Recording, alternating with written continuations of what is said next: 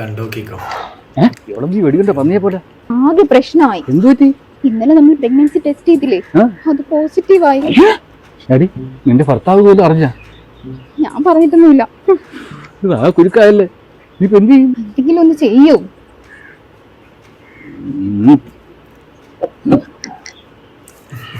നമുക്കിതെടുത്തും കളഞ്ഞാലോ? എന്റെ വായിരിക്കുന്ന കേൾക്കരുത്. ഇനി ഞാൻ എന്തോ ചെയ്യും? എന്തേലും ചെയ്തേ പറ്റൂ. ഒരു ഐഡിയ ഉണ്ട്. എൻ്റെ ഒരു കൂട്ടുകാരുണ്ട്, അവനാകുമ്പം ഈ വിഷയത്തിലൊക്കെ വിരുദ്ധനാണ്. അവനെ ഞാൻ വിളിക്കാം.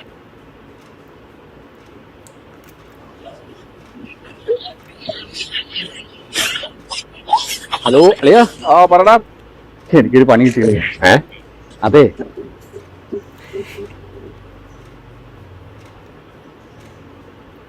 അളിയ ഒരു സൂപ്പർ ഐഡിയ ഉണ്ട്. നീ ഒരു കാര്യം ചെയ്യും, ഈ ട്രോഫി എടുത്ത് അവളെ കെട്ടിയന്റെ കൊണ്ട് വെച്ചോളൂ. ഇതാണ് ഞാൻ അളിയനെ വിളിച്ചത്.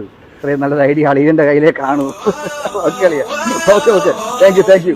ഓക്കെ അളിയ. ഏത് കിഴങ്ങനാ എന്തോ ട്രോഫി പഠിക്കാൻ പോകുന്നത്? അയാൾ എന്ത് പറഞ്ഞു? ഞാൻ ഓക്കെയാണ്, പക്ഷെ അവൻ പറഞ്ഞെന്താണെന്നറിയാവോ? ഈ ട്രോഫി എടുത്ത് അവളെ കെട്ടിയന്റെ കൊണ്ടേക്കും വെച്ചു. ഞാൻ അവന്റെ തലയിലും വെച്ചു കൊടുക്കാനാ പറയുന്നത്. എന്നാലും ഇത്രയും ബുദ്ധിയുള്ള ആ മകൻ ആരാണാവോ? വേറെ ആര്? മാപ്പിള. ഓളെ മാപ്പിള തന്നെയാണ് വിളിച്ചത്. മാപ്പിള എന്ന് വെച്ചാല് ഹസ്ബൻഡ്. അയ്യോ,